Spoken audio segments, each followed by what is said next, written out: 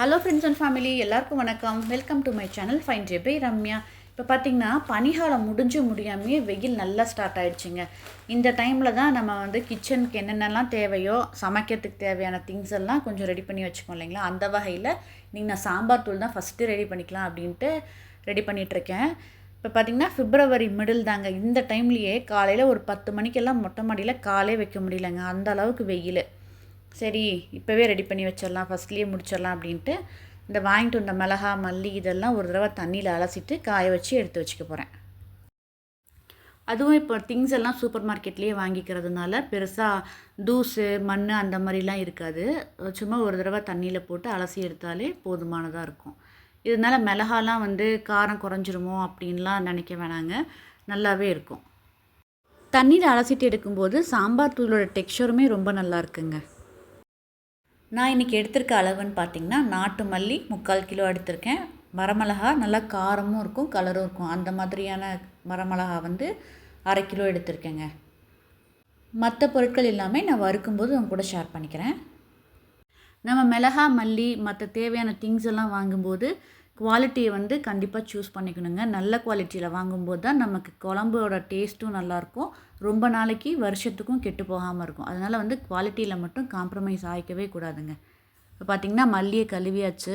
இந்த தண்ணி பார்த்திங்கன்னா இந்த கொத்தமல்லி தண்ணி வச்சு குடிப்பாங்க இல்லைங்க, அதே மாதிரி அந்த கலரில் இருக்குது பார்க்குறதுக்கு.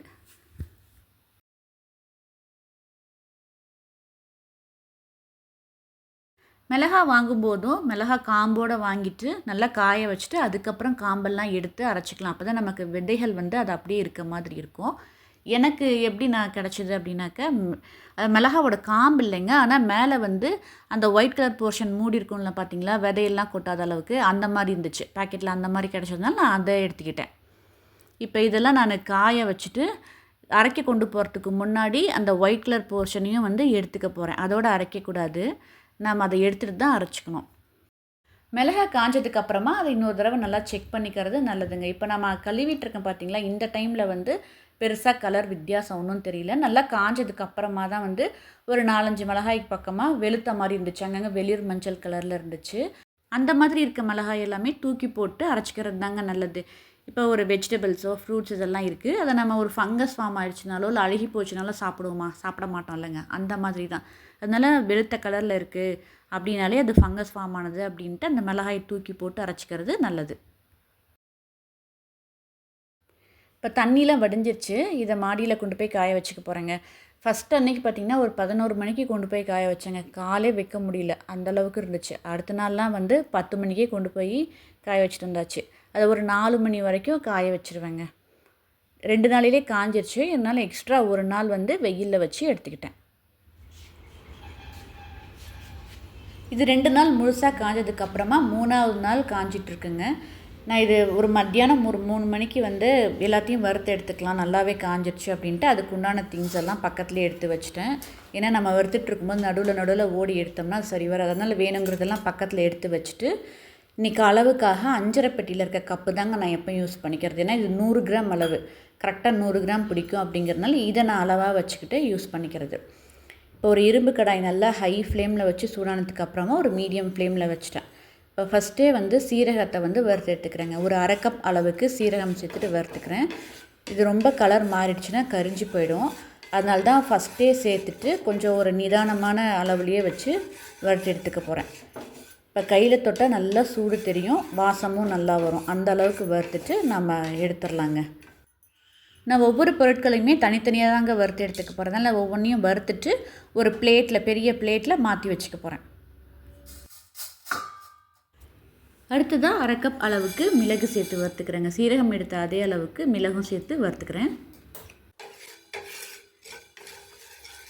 மிளகு தொட்டு பார்த்தா நல்லா சூடு தெரியணுங்க, அந்த அளவுக்கு வறுத்து எடுத்துக்கலாம்.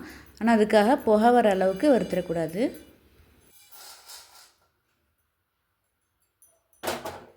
அடுத்தது கடலைப்பருப்பு சேர்த்து வறுத்துக்கிறேங்க. இது 1 கப் அளவுக்கு எடுத்திருக்கேன். கிராம் அளவில் பார்த்திங்கன்னா 100 கிராம் அளவு கடலைப்பருப்பு. இதையும் நல்லா மீடியம் ஃப்ளேமில் வச்சுட்டு நல்லா வாசனை வர வரைக்கும் வறுத்து எடுத்துக்கலாம். ரொம்ப கலர் மாறாமல் ஓரளவுக்கு லைட்டாக சேஞ்ச் ஆகும் இல்லைங்களா, அந்த அளவுக்கு வறுத்து எடுத்தால் போதும்.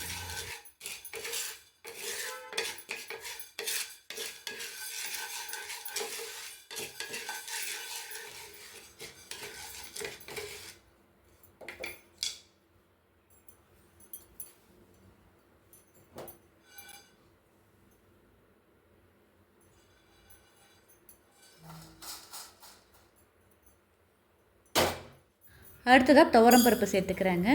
இதுவும் வந்து இந்த கப்பில் வந்து 1 கப் ஃபுல்லாக எடுத்திருக்கேன். இதுவும் 100 கிராம் அளவு இருக்குது.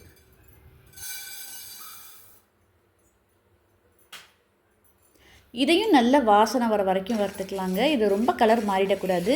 இந்த பருப்புக்கே உண்டான ஒரு வாசனை வரும் பார்த்திங்களா, அந்தளவுக்கு வறுத்து எடுத்துக்கலாம். கையில் தொடும்போது தொட முடியாது, நல்லா சூடாக இருக்கும், அந்தளவுக்கு வறுத்து எடுத்துக்கணும்.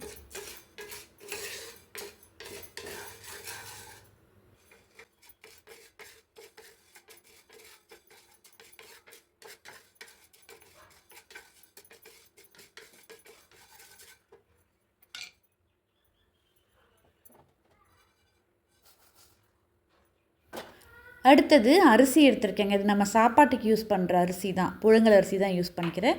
இது 1/2 கப் அளவுக்கு எடுத்திருக்கேன். கிராம் மெஷர்மெண்ட்டில் பார்த்திங்கன்னா இது 50 கிராம் இருக்கும். இது நல்லா வறுபடும் போது நல்லா பொரிஞ்சு வரும் பார்த்திங்களா, அந்த அளவுக்கு நான் வறுத்துக்க போகிறேன். இப்போ பார்த்திங்கன்னா நல்லா பொரிய ஆரம்பிச்சிருச்சு. ஆனால் கலர் எதுவும் மாறல. அரிசியோட கலரும் வந்து பார்த்திங்கன்னா ரொம்ப மாறல, ஆனால் பொரிய ஆரம்பிச்சிருச்சு. இந்த மாதிரி இருந்தாலே போதுங்க, ரொம்ப கலர் மாறி வரணுங்கிற அவசியம் இல்லை. இதுதாங்க சாம்பார் தூளை பொறுத்த வரைக்கும் எதுவுமே வந்து ரொம்ப போட்டு கலர் மாறுற அளவுக்கு வறுப்படணும் அப்படிங்கிற அவசியம்லாம் இல்லைங்க. அதோடய வாசனை வரணும். அப்படி இருக்கும்போது அது நல்லாயிருக்கும். நமக்கு வந்து பூச்சி பிடிக்கிறது அப்படின்ற அந்த மாதிரி இதுவும் இருக்காது. வறுத்து எடுக்கும்போது நமக்கு அந்த ப்ராப்ளமும் வராது. அடுத்ததாக வெந்தயம் சேர்த்துக்கிறேங்க. இவ்வளோ நேரம் கடலைப்பருப்பு, துவரம்பருப்பு, மிளகு, சீரகம் இது 4ஐயும் நம்ம கப் அளவில் எடுத்துக்கிட்டோம். 100 கிராம் கப் அளவில் எடுத்துக்கிட்டேன். இப்போ இந்த வெந்தயத்தையும் கடுகையும் வந்து ஸ்பூன் அளவில் எடுத்துக்க போகிறேன். இப்போ 2 டேபிள் ஸ்பூன் வெந்தயம் சேர்த்துட்டு இது நல்லா பொரிய விட்டு வறுத்து எடுத்துக்கலாம். தீஞ்சு போயிடாமல் பார்த்துக்கணும். நான் சாம்பார் தாளிக்கிறப்போ ஒரு 5-6 வெந்தயம் போட்டு தாளிச்சுக்குவேங்க, நல்லா வாசனையாக இருக்கிறதுக்காக. அதனால் இப்போ வறுத்துக்கும் போது 2 டேபிள் ஸ்பூன் வெந்தயம் வந்து போதுமான அளவாக தான் இருக்கும்.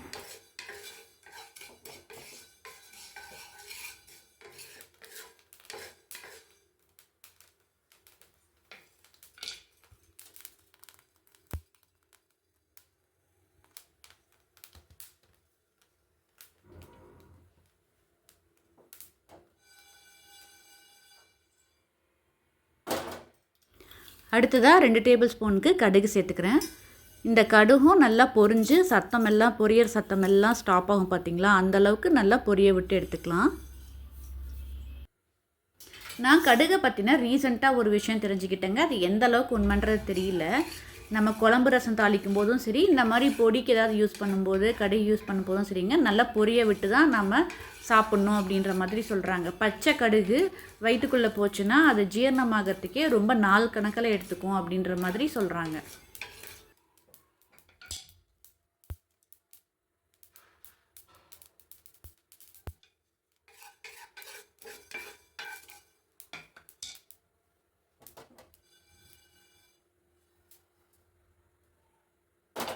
அடுத்ததாக கருவேப்பிலை சேர்த்துக்கிறேங்க. இது 1 கைப்பிடி அளவுக்கு இருக்கும். நல்லா ஃப்ரெஷ்ஷான கருவேப்பிலை தான் இது. இது கூடவே 2 டேபிள் ஸ்பூனுக்கு கல்லுப்பும் சேர்த்துக்கிறேங்க. கல்லுப்பு தனியாக வறுக்கிறதுக்கு பதிலாக இது கூடவே சேர்த்து வறுத்துருவேன். இது நல்லா முறுமுறுன்னு ஆகி வரட்டும். கருவேப்பிலையை ஈரப்போக தொடச்சி எடுத்துகிட்டு தாங்க நம்ம யூஸ் பண்ணணும். ஒன்றா தண்ணியில் அலசிட்டு வச்சுருப்போம், இல்லைனாக்கா ஃப்ரிட்ஜில் ஸ்டோர் பண்ணி வச்சுருப்போம் இல்லைங்களா, அதனால் தண்ணி இல்லாமல் இருக்கான்னு பார்த்துட்டு அதுக்கப்புறம் நம்ம வறுத்துக்கலாம். இதே போல் கருவேப்பிலை பார்க்கும்போது வறுப்பட்ட மாதிரி இருக்கும். ஒரு தடவை செக் பண்ணி பார்த்துட்டு நல்லா வறுத்துச்சன்றதை பார்த்துக்கணும். கையில் தொட்டாலே நல்லா நுணுங்கி வரணும்.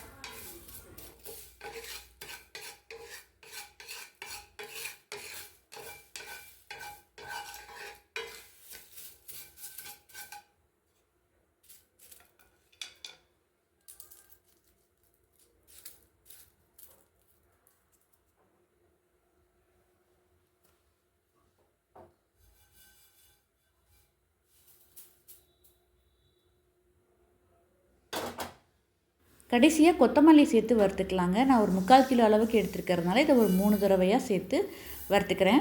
இது நல்ல வெயிலில் காஞ்சிருச்சுங்க, அதனால் இதை கொஞ்சம் லைட்டாக வாசம் வரும்போதே இதை எடுத்துடலாம். ரொம்ப நேரம் அந்த கலர் மாறுற வரைக்கும் வறுக்கணும் அப்படிங்கிற அவசியம்லாம் இல்லைங்க.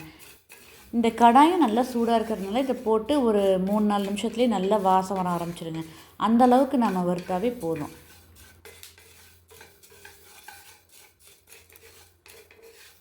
நான் இன்றைக்கி வறுத்துட்ருக்கிற எந்த பொருளுக்கும் எண்ணெய் எதுவுமே சேர்க்கலைங்க. ஒரு ட்ராப் ஆயில் கூட நான் விடலை. எல்லாத்தையுமே ட்ரையாக தான் ரோஸ்ட் பண்ணி எடுத்துக்கிட்டேன். அவ்வளோதாங்க, வறுக்க வேண்டிய பொருட்கள் எல்லாத்தையுமே வறுத்தாச்சு.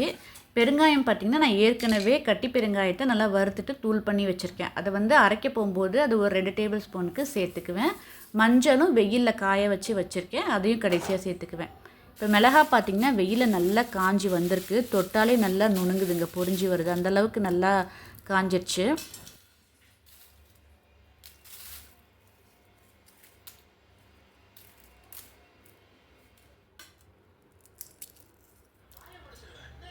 மிளகாய் இருக்க காம்பெல்லாம் எடுத்துட்டு அரைக்க கொடுத்துர்லாங்க. இப்போ நம்ம இது எடுத்துகிட்டு கூட நம்ம காய வச்சுருக்கலாம். நான் அப்படி பண்ணியிருந்தேனாக்க இது மிளகாய் காய வைக்கும்போது எடுக்கும்போது அப்படின்ட்டு இதில் இருக்க விதையெல்லாம் பாதி கொட்டியிருக்கோம். அப்படி கொட்டுச்சுனாக்கா கண்டிப்பாக காரம் குறையும், மிளகாவோட காரம் குறையும். அதுக்காக தான் நான் எல்லாம் காய வச்சுட்டு அதுக்கப்புறமா இந்த காம்பெல்லாம் எடுத்துடுறது. மிளகாய் நல்லா காஞ்சிட்டதுனால நம்ம வானலில் சேர்த்து வறுக்கணும் அப்படிங்கிற அவசியம் இல்லைங்க. இப்போ நம்ம வறுத்து வச்சுருக்க சாமான் இந்த மிளகாய் எல்லாத்தையும் ஃப்ளார் மில்லில் கொடுத்து அரைச்சி எடுத்துகிட்டு வந்துடலாம். இப்படி எடுத்துகிட்டு வர இந்த சாம்பார் தூள் பார்த்திங்கன்னா பேர் தாங்க சாம்பார் தூள், மற்றபடி இதெல்லாம் சாம்பாருக்கு பொரியலுக்கு எல்லாமே இது யூஸ் பண்ணுவேன்.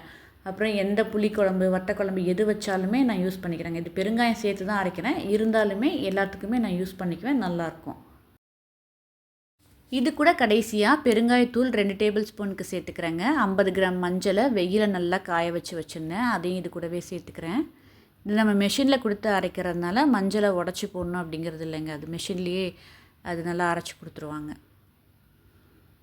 இப்போ இது எல்லாத்தையும் அரைச்சி வாங்கி கொண்டு வந்துடலாம். இப்போ தூள் அரைச்சி ரெடி ஆகிடுச்சுங்க. சாம்பார் பொடி சூப்பராகவே ரெடி ஆகிடுச்சு. நல்லா திறக்கும் போதே நல்லா வாசனையாக இருந்துச்சு. இதை இப்படியே விடக்கூடாது, இன்னொரு அகலமான பாத்திரத்துக்கு மாற்றிட்டு நல்லா ஆறுனதுக்கு அப்புறமா நம்ம எந்த இதில் பாத்திரத்தில் ஸ்டோர் பண்ண போகிறோமோ அதில் சேர்த்துட்டு அதுக்கு மேலே ஒரு பாலித்தீன் ஷீட் போட்டு மூடி போட்டு க்ளோஸ் பண்ணி வச்சிட போகிறேன். இப்படி செய்யும்போது ஃப்ரெஷ்ஷாகவே இருக்குங்க. சாம்பார் தூள் வந்து ஃப்ரெஷ்ஷாகவே இருக்கும். மனம், அதோட கலர் எல்லாமே அப்படியே நல்லாயிருக்கும். அதுக்காக தான் இந்த மாதிரி பாலித்தீன் ஷீட் போட்டு நான் கவர் பண்ணிக்கிறது. இவ்வளோ நேரம் வீடியோ பார்த்துட்டு இருந்தவங்க எல்லாருக்குமே ரொம்ப நன்றிங்க. என்னோடய ஸ்மால் ரெக்வெஸ்ட் என்னென்னா, புதுசாக யாராவது வீடியோ பார்த்துட்ருக்கீங்க அப்படின்னா என்னோடய சேனலையும் சப்ஸ்கிரைப் பண்ணுங்கள். பண்ணிவிட்டு ஆல் அப்படின்ற பெல் ஐக்கானையும் கிளிக் பண்ணி வச்சுக்கோங்க. Bye bye friends.